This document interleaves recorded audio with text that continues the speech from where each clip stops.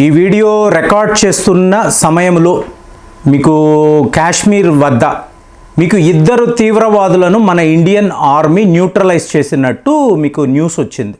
అంటే ఆల్రెడీ వీళ్ళు మొత్తము కాశ్మీర్లో గాలింపులు మొదలుపెట్టారు. ఇప్పుడు ఊరీ నలా అని అంటారు. ఈ ఊరీ నలా నుంచి ఏదో ఒక రకంగా ఎల్ఓసి వద్ద అంటే పీఓకేలోకి పారిపోయే ప్రయత్నాలు చేస్తున్నప్పుడు ఇండియన్ ఆర్మీకిను ఈ తీవ్రవాదుల మధ్య భీకరమైన గన్ ఫైరింగ్. అంటే ఇది ఎలా చెప్తున్నారు అంటే వాళ్ళు ఒక యుద్ధానికి సిద్ధపడి వచ్చారా. మనమేం మాట్లాడుతున్నాము, ముగ్గురు తీవ్రవాదులు విచక్షణారహితంగా మన యాత్రికుల మీద దాడులు చేశారు. అక్కడ నుంచి వీళ్ళు పారిపోయారు. పారిపోయిన వాళ్ళు ఈ బారాముల్లా అంటారు చూసారా, సో ఇక్కడ దాక్కున్నట్టుగా సమాచారం వచ్చింది. సో ఇండియన్ ఆర్మీ ఇమీడియట్గా అక్కడ చుట్టుపక్కల ఉండే ప్రాంతాలనంతా కూడా వీళ్ళు సరౌండ్ చేశారు. సో ఈ టైంలో ఎదురు కాల్పులు ఎలా ఉన్నాయి అంటే ఒక యుద్ధ వాతావరణాన్ని అక్కడ తలపించినట్టుగా. అంటే వచ్చిన వాళ్ళు ముగ్గురు, మరి అక్కడ ఎన్ని గ్రూప్స్ ఉన్నాయి? ఇప్పుడు ఇవాళ ఇంటెలిజెన్స్ వాళ్ళు చెప్తున్నది 50 గ్రూపులు. ఇందులో ఇద్దరు ముగ్గురు కూడా ఒక గ్రూప్. అంటే ఫర్ ఎగ్జాంపుల్ ఇద్దరు అన్నారు అనుకోండి, ఏకంగా 100 మంది చిన్న చిన్న గ్రూప్స్గా తయారై ఎక్కడో ఒక దగ్గర దాడులు చేసి మళ్ళీ పాకిస్తాన్లోకి పారిపోవాలి. ఇది వీళ్ళ కొత్త యుద్ధ నీతి. సో ఈ లెక్కన చూశారు అనుకోండి, ఇద్దరు దొరికారు, కాల్పుల్లో మరణించారు. వాళ్ళ వద్ద AK-47 లాంటి ఆయుధాలు ఉన్నాయి. మళ్ళీ వీళ్ళు ఎక్కడ దాక్కున్నారో అక్కడ బోలెడని వెపన్స్. అంటే ఇవంతా ఎవరు ఇస్తున్నారు అంటే పాకిస్తాన్ వైపు నుంచి వస్తున్న వార్తలండి. దీన్నే ఫ్లైట్ ట్రాకర్స్ని అంటారు. సో ఇప్పుడు ఈ ఫ్లైట్ ట్రాకర్స్ను గమనించినప్పుడు కరాచీ నుంచి రావెల్పిండి అనండి, లాహూర్ అంటే సౌత్ కమాండ్ నుంచి నార్త్ కమాండ్ వైపు మీకు పాకిస్తాన్ యొక్క యుద్ధ విమానాలు హుటాహుటీగా వచ్చి, అంటే రావెల్పిండిలో ఉండే వాళ్ళ ఎయిర్ బేస్, సో ఇక్కడ కొన్ని విమానాలు, అలాగే లాహూర్ వద్ద ఉండే వాళ్ళ ఎయిర్ బేస్ అక్కడ కూడా. అంటే భారత్ ఏదో చెయ్యబోతుందని ఊహించి వాళ్ళు ఇలాంటి పనులు చేస్తున్నారా? ఇక్కడ ఒక విషయం అండి, పోయిన వీడియోలో మాట్లాడాను. పుతిన్ గారు ఫోన్ చేశారు. ఫోన్ చేసినప్పుడు మీరు వీళ్ళని పనిష్ చెయ్యండి అన్నారు. కానీ ఇది ఇస్లామిక్ రాడికలిజం, మీకు మతపరమైన యుద్ధాలు వీళ్ళు చేస్తూ ఇలాంటివి ఏమీ పుతిన్ గారు మాట్లాడలేదు. ఎందుకు అంటే ఒక ఇరాన్ అనండి, సిరియా అనండి, ఆయనకి ముస్లిం దేశాలతో ఉండే స్నేహం. కానీ మీకు అదే డొనాల్డ్ ట్రంప్ గారు ఫోన్ చేసినప్పుడు ముస్లిం బ్యాన్, ఇదే ఆయన మాట్లాడతాడు కదా. మీకు మంచి దేశాలు అంటే మంచి దేశాలు, తక్కిన వైపంతా చూశారు అనుకోండి, వీళ్ళు రాడికల్ అయిపోయి ఉన్నారు. ఇప్పుడు ఈ దాడులు చేసింది ఎవరు? ద రెసిస్టెంట్ గ్రూప్ అని అంటారు. ఇది ఏమిటి? హఫీజ్ సయ్యద్ అనబడే ఒక తీవ్రవాది, అతని యొక్క లష్కర్ ఇ తైబా అనబడే తీవ్రవాద సంస్థ. సో అందులో ఒక వింగ్ ఇది. మరి సయ్యద్ హఫీజ్ ఎక్కడ ఉంటాడు అంటే పాకిస్తాన్లో అని అన్నప్పుడు మీకు యునైటెడ్ నేషన్స్ వేదికలో అడిగారు, ఏమండి మీకు ముంబై దాడుల ప్రథమ సూత్రధారి మీ దేశంలోనే ఉన్నాడు అని అంటున్నారు, మీరు ఏం చేశారు అంటే అతన్ని అరెస్ట్ చేసి మేము జైలులో పెట్టేమండి అని చెప్పి పాకిస్తాన్ గవర్నమెంట్ అనింది. కానీ మొన్నటికి మొన్న ఒక పబ్లిక్ గ్యాదరింగ్లో ఇతను వచ్చి భారత్కు వ్యతిరేకంగా కాశ్మీర్ గురించి మాట్లాడి, అంటే జైల్లో ఉన్నవాడు ఎలా బయటకు వచ్చాడండి. సో పాకిస్తాన్ ప్రభుత్వాన్ని అడిగినప్పుడు వాళ్ళు ఏమీ మాట్లాడలేకపోయారు. అంటే పాకిస్తాన్ అనబడే దేశమే ఇలాంటిది కదా. మరి అలాంటప్పుడు డొనాల్డ్ ట్రంప్ గారు ఏం చెప్తున్నారు? కుదరదండి మోదీ గారు, వీళ్ళతో స్ట్రిక్ట్గానే ఉండాలి. సో వీళ్ళను శిక్షించాలంటే ఏ స్థాయిలో, యెమెన్లో మేము ఏం చేస్తున్నాం అలాంటి ఒక సిచ్యువేషన్, మీరు ఇంకా కూడా ఆలోచనలో పడ్డారు.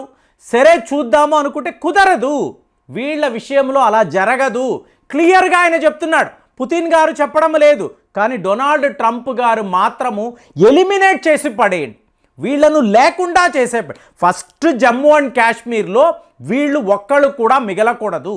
సో దీనికి మోదీ గారి రెస్పాన్స్ ఏంటంటే చాలా చాలా పెద్ద లెవెల్లో మా ప్రతీకారం ఉంటుందని చెప్పి ఈయన డొనాల్డ్ ట్రంప్ గారికి చెప్పినట్టుగా. అంటే మొత్తము వ్యవహారాన్ని మేము మా నార్దర్న్ కమాండ్కి అప్పచెప్పాము. ఈ నార్దర్న్ కమాండ్ ఏంటండి అంటే అప్పట్లో సర్జికల్ స్ట్రైక్స్ చేశారు చూసారా, బాలాకోట్ సర్జికల్ స్ట్రైక్స్ చేసినవి ఈ నార్దర్న్ కమాండే.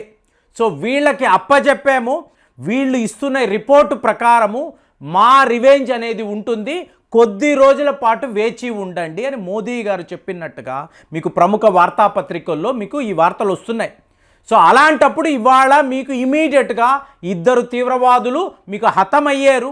ఇంకా ఎంతమంది ఎక్కడెక్కడ దాక్కొని ఉన్నారు. సో ఇవాళ ఇండియన్ ఆర్మీ వెతుకులాటాన్ని మొదలు పెడుతుంది. మీకు ఇజ్రాయెల్ వైపు నుంచి మీకు ఇంటెలిజెన్స్ ఇన్పుట్స్ కావాలన్నా మీకు శాటిలైట్ నుంచి అంటే పిఓకే వైపు మీకు అక్కడ ఎక్కడెక్కడ లాంచ్ ప్యాడ్స్ ఉన్నాయో గమనించడానికి ఈ శాటిలైట్స్ అనేవి చాలా ముఖ్యమండి. సో మన వద్ద ఉండే శాటిలైట్స్ ఇవాళ మొన్న కూడా మాట్లాడాను 52 మిలిటరీ శాటిలైట్స్. సో ఇవన్నీ ఉన్నాయి అనుకోండి, ఎక్కడ ఏ కదలిక ఉన్నా కూడా మీకు తెలిసిపోతుంది. ఒక స్ట్రాంగ్ కంట్రోల్ రూమ్ పెట్టుకోవాలి, వార్ రూమ్ పెట్టుకోవాలి. మీకు ఎల్ఓసి వద్ద పిఓకే వద్ద ఈ తీవ్రవాదుల యొక్క కదలికలను పిన్ పాయింట్ అక్యురసీతో మీరు ప్రిసైజ్గా గమనించాలి.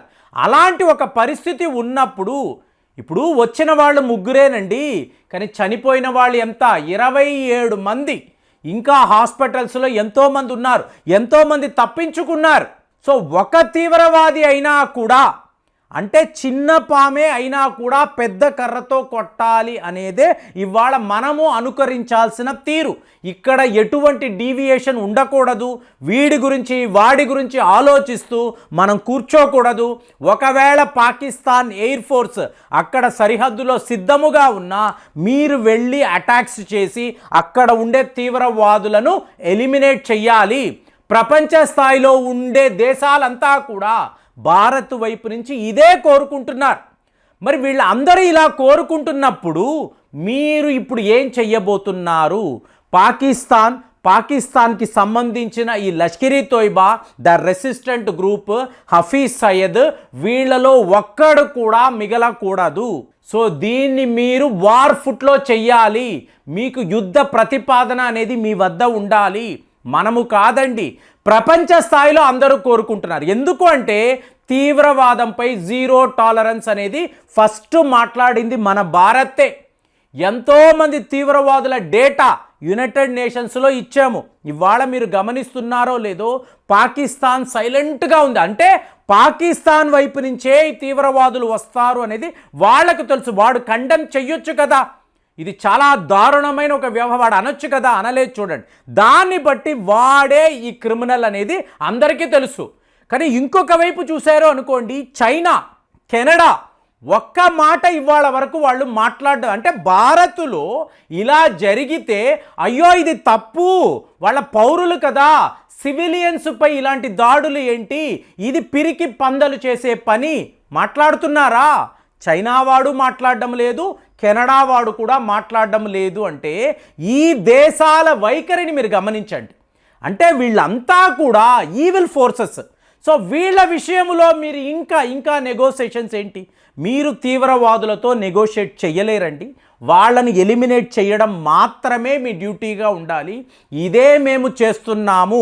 మీకు బెంజమిన్ నెతన్యాహు గారు ఇదే మాట్లాడుతున్నారు. ఒక హమాస్ తీవ్రవాదిని కూడా మేము విడిచిపెట్టము అంటున్నారు. మీకు డొనాల్డ్ ట్రంప్ యొక్క తీరును చూసుకుంటే యామెన్ మొత్తము కూడా హూదీస్ను లేకుండా మేము చెయ్యబోతున్నామని చెప్పి వరస పెట్టి ఎయిర్ స్ట్రైక్స్ చేస్తున్నారు. మరి ఈ పరిస్థితుల్లో నార్దర్న్ కమాండ్ అంటే మనకేం గుర్తు రావాలి? సర్జికల్ స్ట్రైక్ అనేది గుర్తు రావాలి. ఇవాళ పాకిస్తాన్ ఎయిర్ ఫోర్స్ వాళ్ళు దానికి సిద్ధముగా ఉన్నారు. మీకు రావెల్పిండి, లాహూర్ అన్నప్పుడు భారత్ సరిహద్దులకు చాలా దగ్గరలో ఉండే ప్రాంతాలు. అక్కడ వాళ్ళ యుద్ధ విమానాలతో సిద్ధముగా ఉన్నారు. మరి మన నార్దర్న్ కమాండ్ పాకిస్తాన్లో ఉండే ఈ ఎల్ఓసి అటువైపు దాటి మనం మళ్ళీ సర్జికల్ స్ట్రైక్స్ చేస్తామా, లేదా ముందు మన దేశంలో జమ్మూ అండ్ కాశ్మీర్లో దాక్కొని ఉన్న ఈ తీవ్రవాదులు మొత్తము పూర్తిగా వీళ్ళని ఎలిమినేట్ చేస్తామా? యావత్ ప్రపంచం ఎదురు చూస్తున్నా, వెయిట్ చేస్తున్నా ఒక అతి ముఖ్యమైన ఒక అంశముగా మనం మాట్లాడుకోవాలి. మోదీ గారు మీరు ఏం చెయ్యబోతున్నారు? మేమందరం ఎదురు చూస్తున్నాము. ఒక పాజిటివ్ రెస్పాన్స్ ఇండియా వైపు నుంచి ఉండాలి అని చెప్పి అందరూ కోరుకుంటున్నారు. మరి ఇది జరుగుతుందా? సో ఇది మనం ఆలోచించాలి. మరి మీకేమనిపిస్తుంది? కామెంట్స్లో తెలియజేయండి. మళ్ళీ వచ్చే వీడియోలో కలుద్దాం. జై హింద్.